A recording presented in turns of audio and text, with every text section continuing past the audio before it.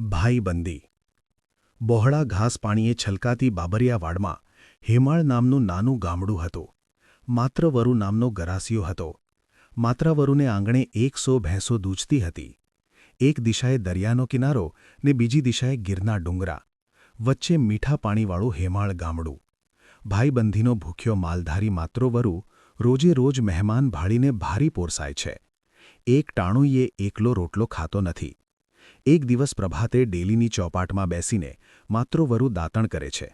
રોજના રિવાજ પ્રમાણે ખાસદાર ગઢમાંથી 2 ઘોડીઓને માલિશ કરીને ડેલીમાં દોરી લાવેલ છે.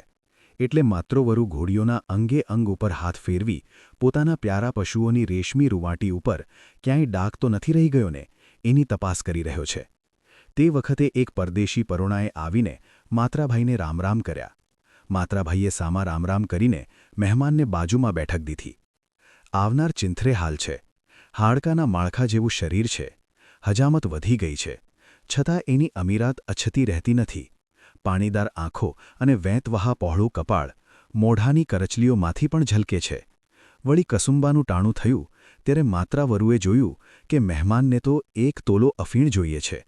ચાલાક માત્ર વરુ સમજી ગયો કે આવા જબ્બર બંધાણવાળો આદમી કોઈ મોટા દરજ્જામાંથી બેહાલ બની ગયેલા ગરાસિયો હોવો જોઈએ. વાત સાચી હતી. પરુણો કચ્છમાંથી આવતો હતો. ઘોડા કાઠી ભલા, પેની ઠક પહેરવેશ, રાજા જદુ વંશરા, વે ડોલરિયો દેશ. જ્યાં રૂડા ઘોડા નીપજે છે, જોરાવર કાઠી પાકે છે, પગની પાની સુધી ઢળકીને દેહની મર્યાદા સાચવનાર પોશાક જ્યાં પહેરાય છે, અને જ્યાં જદુવંશી જાડેજા કુળના રાજપાટ છે, એવા ડોલરિયા દેશમાં એનું વતન હતું. 12 ગામના ભાયાતી તાલુકો નળિયા કોઠારાનો એ તાલુકદાર હતો.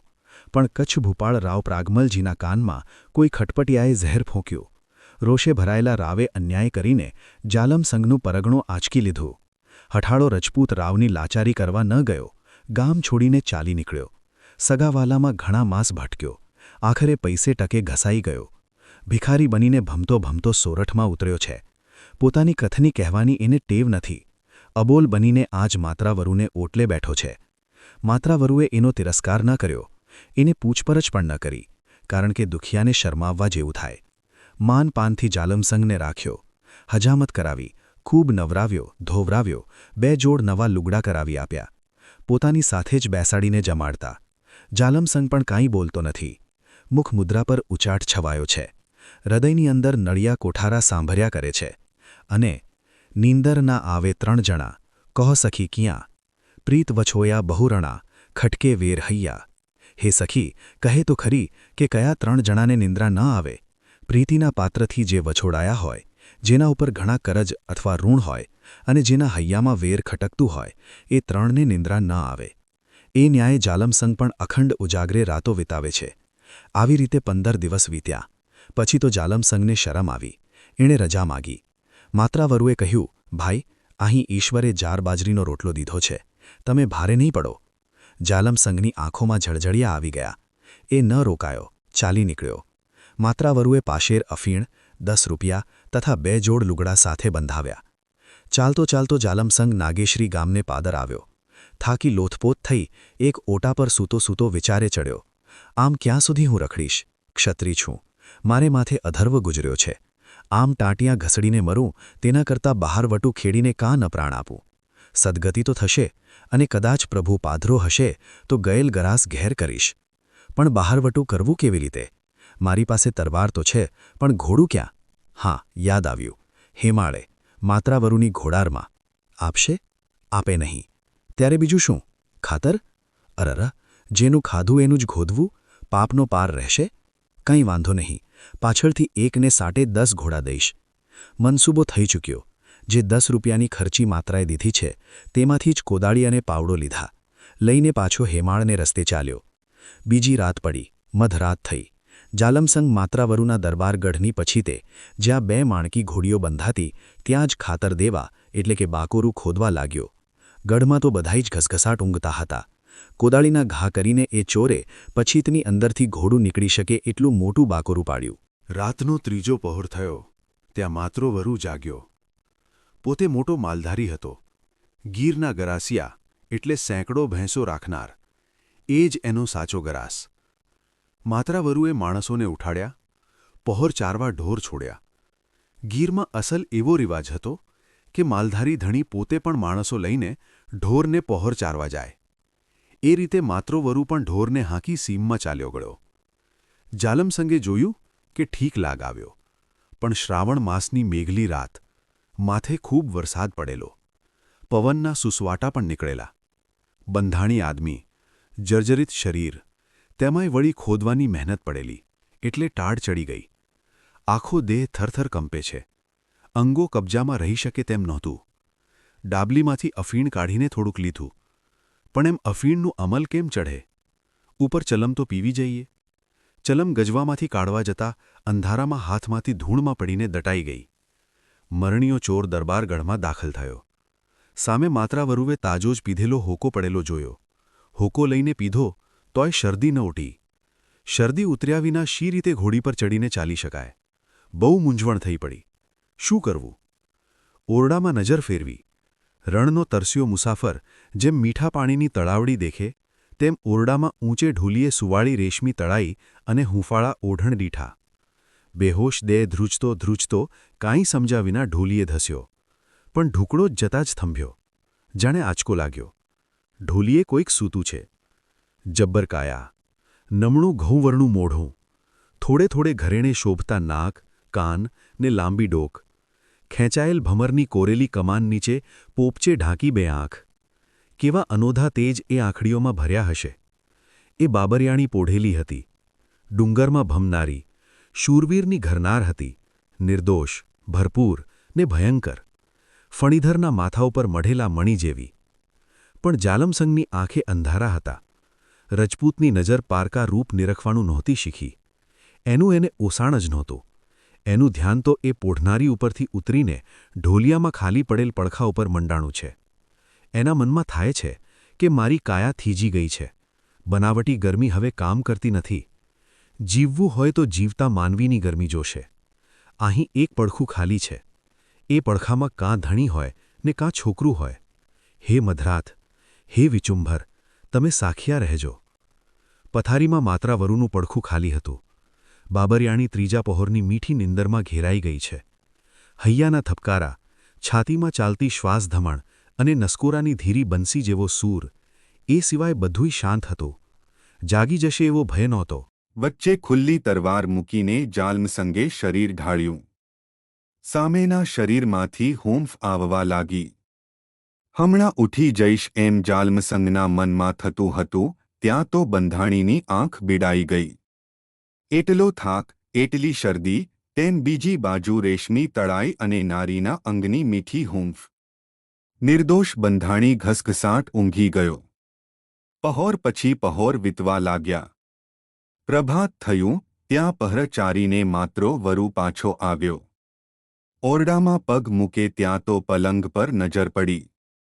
બાબરીયો થંભી ગયો. હાથ તરવારની મૂઠ પર પડ્યો. નજરે જોયા પછી બીજી શી વાર હોય. બંનેના કટકા કરવા એણે ડગલું ભર્યું. પણ જઈને જ્યાં સૂતેલા પુરુષનું મોઢું જુએ ત્યાં એની અજાયબીનો પાર ન રહ્યો. આ ભૂખે મરતો, મુઆ માણસના ભૂત જેવો આદમી. 15 દિવસ સુધી મારે આશરે પડેલો મારી સ્ત્રી સાથે એને પલવાર વાત કરવાનો પણ વખત નથી મળ્યો. આવા ઉપર આ બાબરિયાણી મોહે. આ મુર્દાની ઉપબે. અને આ સ્ત્રી પુરુષ વચ્ચે તરવાર શાની? કાંઈક ભેદ છે. મારીશ, પણ એક વાર ખુલાસાનો સમય આપીશ. પગનો અંગૂઠો ઝાલીને જરા દબાવ્યો ત્યાં તો સંચાવાળી કોઈ પૂતળી ખડી થાય તેમ બાબરિયાણી બેબાકળી બેઠી થઈ ગઈ. આ કોણ? માત્રાએ આંગળી ચીંધાડી. પડખામાં સૂતેલા પુરુષની સામે સ્ત્રી નિહાળી રહી. શું બોલે? પલંગ પરથી નીચે કૂદી એટલું જ બોલી શકીએ. હું કાંઈ નથી જાણતી. ઠીક, જા, જલ્દી શિરામણ તૈયાર કર. સ્ત્રી શિરામણ તૈયાર કરવા ગઈ અને માત્રાવરુએ ખરલ લઈને 5 તોલા અફીણ ઘોળવા માંડ્યું. આ તરફ કસુંબો તૈયાર થયો, બીજી બાજુ શિરામણ પણ તૈયાર થયું. માત્રાવરુએ મહેમાનને ઢંઢોળીને જગાડ્યા. કહ્યું, ચાલો ભાઈ, કસુંબો તૈયાર છે. મહેમાન જાગ્યો. આંખો ચોળીને જ્યાં નજર કરે ત્યાં રામ રમી ગયા. પોતે માણકી ઉપર ચડીને કચ્છમાં બહારવટું ખેડી રહ્યો છે. રાવની ફોજને ધમરોળે છે. રાવને મહેલે ચડે છે એવું સ્વપ્ન ચાલતું હતું તે ભાંગી ગયું. ઘોર સત્ય નજર સામે ખડું થયું. પછી તો જીવવાની આશા ક્યાં હતી? હમણાં ડોકું ધડથી નોખું થશે. પણ એ જાણે કાંઈએ બન્યું નથી એવી ધીરજથી બેઠો થયો. કોગળા કર્યા, મોં ધોયું. ધોબા ભરી ભરીને માટો વરુ કસુંબો આપવા લાગ્યો. મહેમાન પીવા લાગ્યા. એકબીજા એવી લહેરથી બેઠા કે જાણે રાતની બીના બની જ નથી. આગ્રહ કરી કરીને, સોગંદ આપી આપીને માત્રા વરુએ કસુંબો લેવરાવ્યો. પછી પેટ ભરીને શિરામણ કરાવ્યું. હાથ ધોઈને હોકો પીધા પછી મહેમાન બોલ્યા, બસ માત્રા વરુ, હવે તો અધૂરી મહેમાનગતિ પૂરી કરો. વરુએ કહ્યું, સાચું કહી દ્યો. શું થયું? વિશ્વાસ પડશે. નહીં પડે તો તરવાર ક્યાં આઘી છે? મોતની બીક હવે મને ન હોય ત્યારે બોલો. જાલમસંગે પહેલેથી છેલ્લે સુધી માંડીને બધી બીના કહી બતાવી. ઘોડારમાં પાડેલું બાકોરું બતાવ્યું અને પોતાની જીવનકથા પૂરેપૂરી કહી સંભળાવી. સાંભળીને માટો બોલ્યો, ભાઈ, જો આમ હતું તો એ વખતે ઘોડી માગી કા ન લીધી? હું તમને ના પાડત. અરે ઠાકોર, 15 દિવસ સુધી મારી ઓળખાણ ન પડી. અરે બાપ, મારી દશા ફરી એટલે જ મને કુમત્ય સૂઝી. માત્રા વરુએ માણકી ઉપર નવો સામાન મંડાવ્યો. એક ખડિયો તૈયાર કરી તેમાં એક શેર અફીણ મુકાવ્યું. ₹100 રોકડા જાલમસંગના હાથમાં આપ્યા.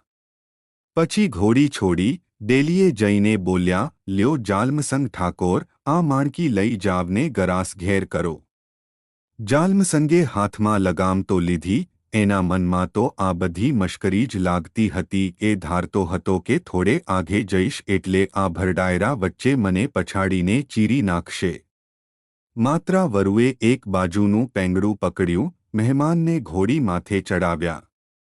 મીઠી જીભના રામરામ કહ્યા. જોતજોતામાં તો ઘોડી હેમાળના ઝાડવા વટાવી ગઈ. કચ્છમાં જાલમસંગ ઠાકોર માણકી ઉપર ઘૂમી રહ્યા છે. કચ્છના તમામ ભાયાતો અંદરખાનેથી એની મદ્દે માણસો અને નાણાં આપી રહ્યા છે. ભાયાતોને ભણકારા વાગી ગયા હતા કે આજ જાલમસંગનો ગરાસ ઝૂંટાયો એમ કાલે આપણો પણ ઝૂંટાશે. જાલમસંગ સહુના સામટા બળે ઝૂઝવા લાગ્યો. રાવની ફોજ આવા આખા ભાયાત મંડળના સામટા ભુજબળ સામે ક્યાં સુધી ટકે? રાવ થાક્યો, ચેતી ગયો. જાલમસંગનું મનામણું કર્યું, પરગણું પાછું સોંપ્યું. એટલું જ નહીં પણ એ અન્યાયના તમામ વર્ષોની નુકસાની ભરી આપી. કાઠિયાવાડમાં કોઈ ચારણ જતો હોય, કોઈ મુસાફર જતો હોય, ગમે તે જતો હોય, તે તમામની સાથે જાલમસંગ પોતાના જીવનદાતાને સંદેશો મોકલાવ્યા જ કરે કે માત્રાભાઈને કહેજો, એક આંટો આવી જાય. એવા અનેક જણા જઈને માત્રા વરુને સંદેશો આપે, પણ વિનાનિમિત્તે એવા ધંધારથી આદમીથી લાંબે ગામતરે શી રીતે નીકળાય? જાલમસંગના સુખી દિવસ પાછા વળેલા સાંભળીને માટો વરુ પોતાના મનમાં ઊંડો આનંદ પામતો. સંવત 1885માં ચારે દિશામાં ભયંકર દુકાળ પડ્યો. કાઠિયાવાડમાં કારમી ભૂખ ફેલાઈ ગઈ. માત્રા વરુ જેવા માલધારીનો આધાર તો કેવળ મેપાણી ઉપર જ હોય. એટલે દુકાળે એના ઢોરનો કચ્ચરઘાણ વાળ્યો, એનું ગામ ઉજ્જડ થયું. એવાના ઘરમાં નાણું બહુ ન હોય હતું એટલું ઢોરને ખવરાવી દીધું. એને ઉંબરે ભૂખમરો આવી ઊભો. સ્ત્રી પુરુષને બંનેને 3 તો લાંઘણો થઈ. માટો વરુ ક્યાં જાય? ચતુર સ્ત્રીએ સંભારી આપ્યું કે કચ્છ જાય. જાલમસંગભાઈ જરૂર આશરો દેશે. માત્રાને એમ પારકે આશરે જવું વસમું તો લાગ્યું, પણ પોતાના મિત્રનું પારખું કરવાનું મન થયું. બે ચાલી નીકળ્યા. બાઈના માથા ઉપર ફક્ત એક કોડીજડેલો સૂંડો અને એમાં થોડાક ગાભા એ જ એની ઘરવખરી હતી. જોડિયા બંદરે ઉતરીને ધણીધણિયાણી નળિયા કોઠારાને માર્ગે ચડ્યા. પાદર પહોંચ્યા. પાદરમાં એક તળાવડી હતી. માત્રા વરુએ બાઈને કહ્યું, તું અહીં બેસજે. હું ત્યાં જાઉં. એનું મન કેવું છે તે જોઉં. આદરમાન જોઈશ તો તને તેડી જઈશ. નહીં તો બે જણા બીજે ક્યાંક ચાલી નીકળશું. બાબરિયાણી તળાવડીની અંદર કરમડીના ઢૂવાની ઓથે બેઠી.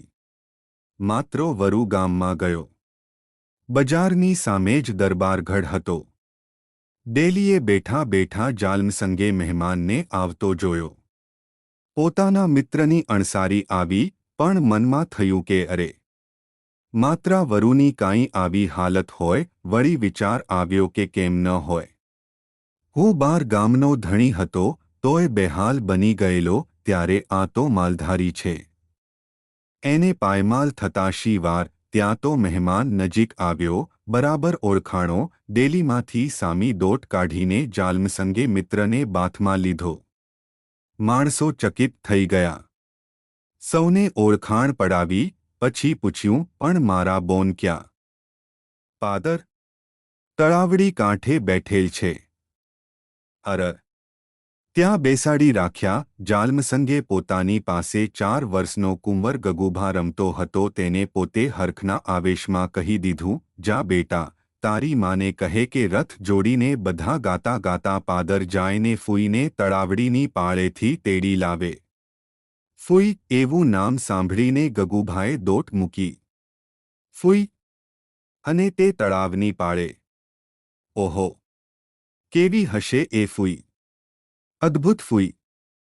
હું પરબારો જ જાઉં. એકલો જઈને તેડી લાવું. મા બાપ પાસે જશ ખાટું. એવા અણબોલ ભાવ એના નાના હૈયામાં કૂદી રહ્યા.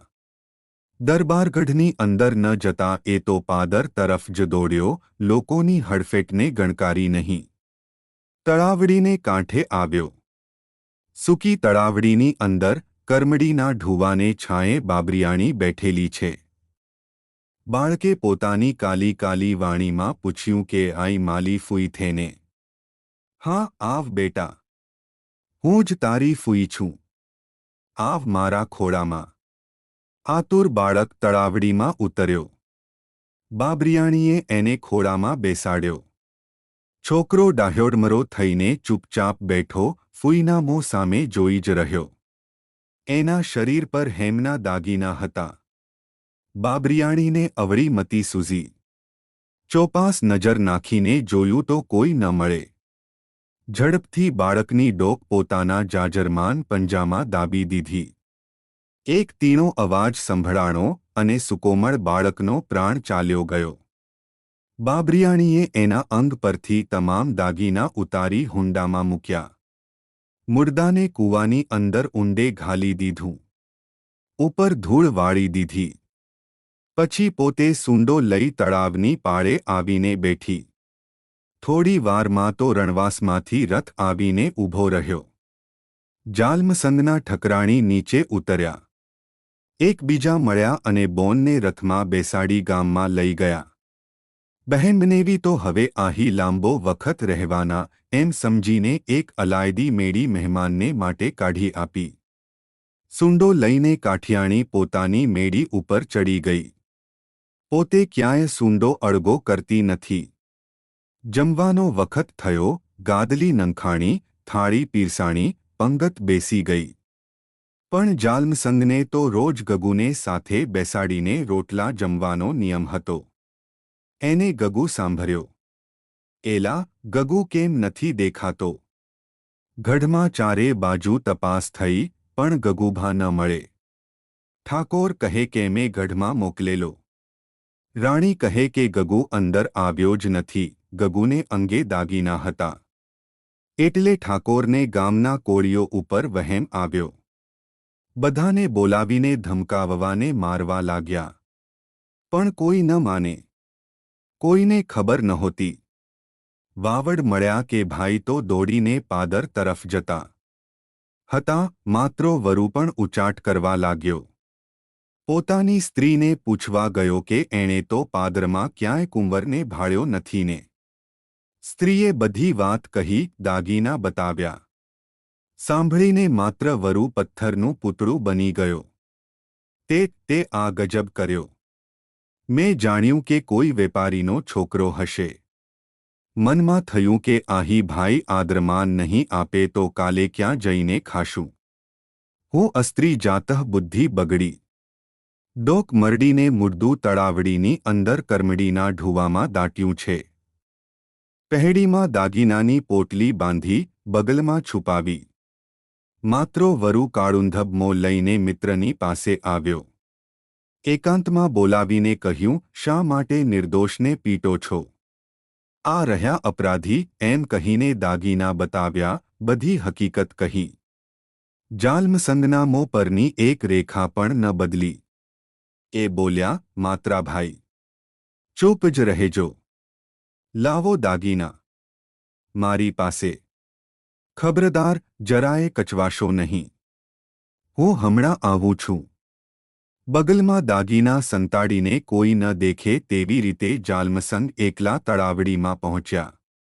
ઢૂવા પાછળ લપાઈને કુંવરનું મુર્દું કાઢ્યું. એક દાગીનો મુર્દાને ફરી પહેરાવી દીધો. મુર્દાને બગલમાં છુપાવી છાનામાના ગઢમાં આવ્યા અને એલા, અહીં અગાશી ઉપર તો ગગુ નથી ગયો ને, એમ બોલતા ઝપાટાભેર અગાશી પર ગયા. બાળકના મુર્દાને અગાશીની દિવાલ ઉપરથી ભરબજારમાં પડતું મૂક્યું અને બૂમ પાડી, અરે! ગજબ થયો! ગગુ પડી ગયો. પોતે નીચે ઉતર્યા. ગગનું મુર્દું બજારમાંથી લાવવામાં આવ્યું. પછી ઠાકોરે સહુને કહ્યું, હું ઉપર જોવા ગયો, ગગુ બારીમાં રમતો હતો. મેં હાકલ કરી એટલે ગગુ ડરી ગયો, દોડ્યો, ડરથી પડી ગયો. ભાઈ, તમારો ઘોર અપરાધ કર્યો છે. હવે અમને રજા આપો. માત્રાભાઈ, મારા જીવનદાતા, કુંવર માર્યો એ બહુ મોટો અપરાધ. તે દિવસે તમે મને ન બચાવ્યો હોત તો આજ ક્યાંથી હોત એ કુંવર ને ક્યાંથી હોત આ મોલાત મેળી. પણ જાલુભા, અમારા પગલા ગોઝારા થયા એમ બોલતા માત્રા વરુનું હૈયું ભરાઈ આવ્યું. માત્રાભાઈ, આમ જુઓ, એક વરસ રહો અને બીજો ગગુ તમારા ખોળામાં રમતો બતાવું. ગગુ તો ઘણા મળશે, પણ તમ સરખો ભાઈ ખોઈ બેસું તો પછી ક્યાં ગોતું? માત્રાભાઈના ને બહેનના મનનું સાંત્વન થયું. બંને જંપીને ત્યાં રહેવા લાગ્યા. આદ્રમાનમાં લગારે ઉણપ આવી નહીં. દીકરાના મરણની વાતનો તો જાલ્મસંગે ફરી ઉચ્ચાર પણ ન કર્યો. ગઢમાંથી એ વાત જ બંધ કરાવી. 5 વરસ વીતી ગયા. કાઠિયાવાડમાં સારા વરસ થયાનું સાંભળ્યું. માત્રા વરુને જન્મભૂમ યાદ આવી. એણે હાથ જોડીને ભાઈબંધની રજા માગી. ભાઈ, આહી રહો તો મારા 6 ગામ કાઢી આપું. માત્રો વરુ માન્યો નહીં. પછી ઠાકોરે ગાયો આપી, ભેંસો આપી, ઊંટ આપ્યા. કળશીના કળશી દાણા દીધા, સાથે 2 ઘોડીઓ આપી, રોકડા રૂપિયા બંધાવ્યા. પોતે હેમાળ મૂકવા આવ્યા ને ત્યાં 6 મહિના રહ્યા. તેનું ગામ ફરી વસાવી દીધું. એવો મિત્રધર્મ બજાવી જાલ્મસંગ પોતાને વતન પાછા વળ્યા. આ ઘટના જુદા જુદા માણસોના નામ પર ચડાવવામાં આવે છે. જાણકારો કહે છે કે હેમાળ ગાદીમાં માત્રો વરુ નામે કોઈ બાબરીઓ થયો જ નથી. નામફેર તો હોઈ શકે છે. બીજી બાજુ ઓખામંડળની અંદર વસાઈ ગામના વાઘેર સુરા માણેકને વિશે આ જ વાત પ્રચલિત છે. જો તમને આ વિડીયો ગમ્યો હોય તો આવા રસપ્રદ વિડીયો જોવા માટે જોડાયેલા રહો ગુજ્જુ કાઠિયાવાડી ચેનલ સાથે. જો તમને આ વિડીયો પસંદ આવ્યો હોય તો લાઈક અને શેર કરો.